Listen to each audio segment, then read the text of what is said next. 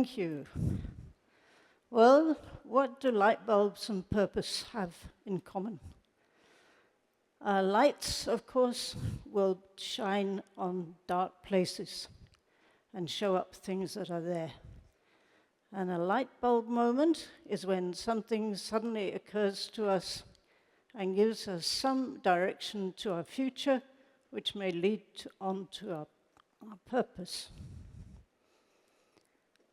And Nicky Gumbel from the UK said, "The two greatest days of your life are the day you were born and the day you found out why." Having more to live with is no substitute for having more to live for, and purpose in life is so important. So my purpose in life has become trying to make a better world for the disadvantaged. So I'm often asked, why do I do this?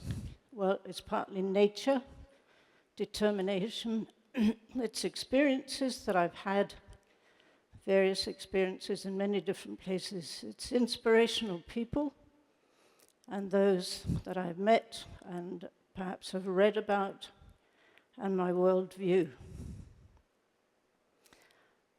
So my parents were my first example. They had an open home for people who had some kind of trouble, were elderly, living alone, and our house was open to them. And if you are a parent, or if you're likely to become one, I would just say that you are the example to your children. You are shaping their character by what they see and what you hear, what they hear, and your reactions and actions.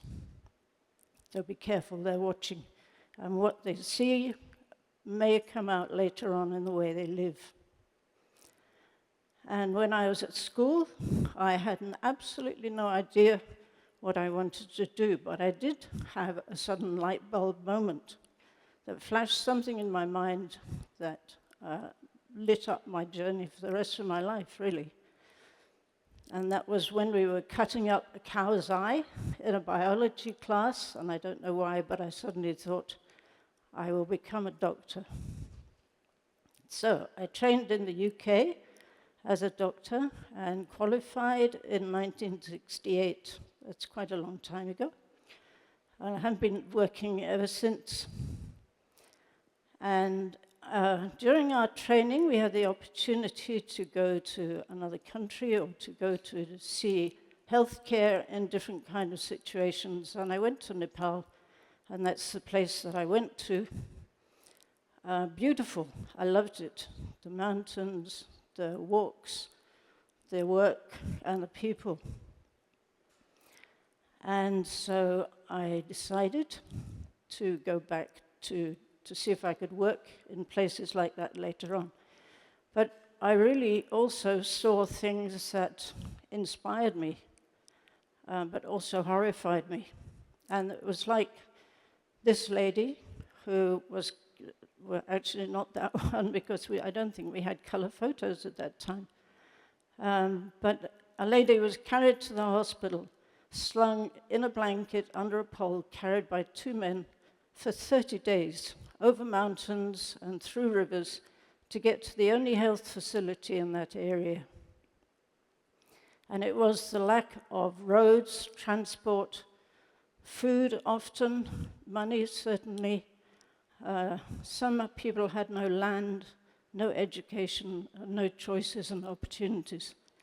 And those things are all important for health. So what really challenged me was the inequality between the way perhaps that I was living, the way that they had to live, and so many others. And these are shocking statistics, and they shock me every time I see them. The world's richest 1% own 46% of global wealth of everybody else put together. And of course, it's the bottom part of those people living in slums that are the poorest. And the poorest people own, the poorest 52% own only 1% of global wealth. That's appalling. So I took off once I'd trained and went to various countries, 15 different countries in all, trying to work in hospitals. So I worked in pediatrics, that's children, in obstetrics, delivering babies when the mothers got into problems delivering their babies, and all the time teaching health workers to go to the most remote and disadvantaged people and give them health care. So we went to all those different countries. And one of the things, I worked in many places and eventually landed up in Xizang, and we worked with the health bureau there, and we had 3 surgical camps while we were there, operating on kids with cleft lips and palates and on club feet. And the operations could completely change their lives. It meant that the kids could then go to school and the adults could then have work, which they couldn't have before. And during the course of that, we met some people who'd had their legs amputated, some because they couldn't afford to be in hospital for long enough for the leg to heal from whatever the problem was. That was cheaper to cut the leg off. And these 2 men we met, one of them, we arranged for new legs for them, and one of them came back afterwards and said, "I'm so pleased to be able to walk down the street and the kids don't laugh at me, and to be able to ride my bike to places I couldn't go before." And so that got us into helping people to make things, but always the problem was that it was difficult to sell them. And I happened to be in Chengdu at the time of the 2008 earthquake, and that changed my life once again. And we could help with some of the relief and rehabilitation afterwards. And during that time, we met many disabled people, but often because they had been injured during the earthquake, who again could make stuff, and they were skilled, or they could be taught to make things by hand with stuff that they had at home. But many of the disabled people, they would say, long term, what we want is not aid, though we do need to live today. What we want is jobs. What we want is work. That gives us opportunities, choices, ability to get out, make friends. And so we set about trying to buy stuff from these people and then selling it. Just a few people joined me at the beginning, and it gradually, we had to register as a business and then as a social enterprise. And our aim was always to try to help them to reach a market. So we set up the Blue Sheep Craft Shop just down the road in Chengdu, and that became a social enterprise. And a social enterprise is a business whose built into the business, and as its main purpose is to serve the community, to serve people, to help people. And so that is what we try to do, to help all these people in a way that they can have a better life. It's also for the environment, animal welfare, and other things. In the UK, we have to have 50% of your income comes from your business, and 50%, at least 50% of your profit should go back to society. And in the Blue Sheep, it's 100-100. So all our profit comes from selling our products, and 100% of the profit goes back to those in need. And some of those people that we have met and have now a very close relationship with, Mr. Yang had a very severe burn like 15 years ago, and he lost everything because of that and was out on the streets begging for about 10 years. Then he's a very bright man, very able, and he is now one of the main members of staff, and also does leather work. And he has taught Chen Lubin, who is another man who has never walked, he's always been in a wheelchair, And he also makes leather work, and many people come to talk to them because they're very hospitable people and they love to talk to people. And one of the largest groups, it is the largest group of disabled people in the world, are those who are deaf. They have a hearing deficit, and we buy from some people down in Kunming who work with a group of deaf mute people. They can't hear, they can't speak. It's very difficult for them otherwise to get a job. And now they reckon that about 20% of the world has a hearing deficit. And largely now, the new group coming up are the young people who listen to music that's too loud and it permanently damages their ears. So please turn the volume down. There's another family that have been unfortunate enough to have 3 children with disabilities. 2 of them have a genetic problem and they need to have continual medical care, 3 weekly blood transfusions, and the only cure is a donor. They hope that the third child would be a donor, and she isn't, she can't be. And she also had a heart problem and had to have a heart operation. So from our profits, we can help them with their medical problems. They've also learnt to do, mother does leather work, and the eldest son makes beautiful pens out of skateboards and leather and silicone.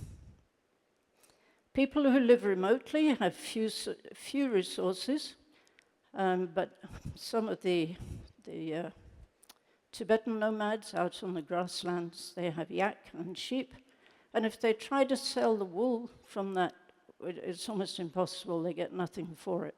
So it's a wasted resource. Some friends had gone and met them, and they have trained them to make better products that are sellable products and take them back to their shop in Xining, and we buy from them, so we to support the nomads that way. And the milk, the excess milk is made into very fine soap. Xiaoqin is a lady who had an accident when she was 19, became paralyzed. The only thing she could do was lie in bed for a long time, totally dependent on her grandparents who were looking after her. She got a nice sports wheelchair with our help, and she lived in our office, somewhere to live, while she had a training to do papercraft. And then she started doing, with the wheelchair, she managed to get out, make friends, become socialized, and then she was doing wheelchair dancing and marathons. That's not easy. And she moved away and she met a guy also who was a wheelchair user, and they fell in love, got married, and they now win competitions in their dancing, and they're very happy, and they're totally independent. So it's a nice example of how a little bit of help can help people. Profits go to anybody who is in need, so 100% of our profits go. We couldn't do everything that we do without a loyal band of volunteers, there's some of them here today, and we're very grateful for that. And I want to leave you with 2 questions. One is, what can you do, what can we do to help vulnerable people? Many of them are disabled. And we need to find out what they feel would be the most helpful for them, and it may be just in daily tasks. Some of them, if they're deaf or blind, may have difficulty crossing a road. But we can all help in some way. And sometimes they already have skills and abilities and they could do something with it, but they just need a little bit of help. One thing we should do is to try to raise awareness, and 2 things I should say about that. Disability-friendly toilets, if public toilets are not able to be used by somebody in a wheelchair, a standard wheelchair, then they're useless to them and it's really limiting to their life. And the access to a pavement beside the road. If they can't get from the place where they wheel or where the blind go, then it's useless to them if there is something parked at the place where they have to go onto the road. So please, if you have a car or an e-bike, do not park just where they have to go. And the last thing I would say, I think, is have you found your purpose? Are you doing something that you love? Because if you love it, you can leap out of bed in the morning with a joyful shout. And with enthusiasm, you can do your work and do your best. If that's not not something that you could do, then at least try to love what you do. And if you haven't found your purpose, or you really think you can't do something, then do try to find out other things, enlarge your experience, enlarge your interests. And you'll probably fail if you try to do something new. That's not new. I've failed also at times. But do get up, try again. And Edison, as you see, when he made the first light bulb that was useful, he tried 2,774 times. So just failing once is not the end of your life. It's just part of the journey of learning. Mother Teresa worked with the dying on the streets of Calcutta in some awful states. And one thing she said was, do small things with great love. We can all do small things. We may not do large things, any of us, or maybe some will. But we can all do small things. So to finish, purpose in life is most important. Try to find your purpose. Relationships matter most, and work on them. They do take work. There may be disagreements, but really work on relationships. Because with good relationships, they lead to greater happiness, health, and longer life. And we all need, but the disabled people most, try to give acceptance, respect, and confidence to other people. Thank you. Thanks.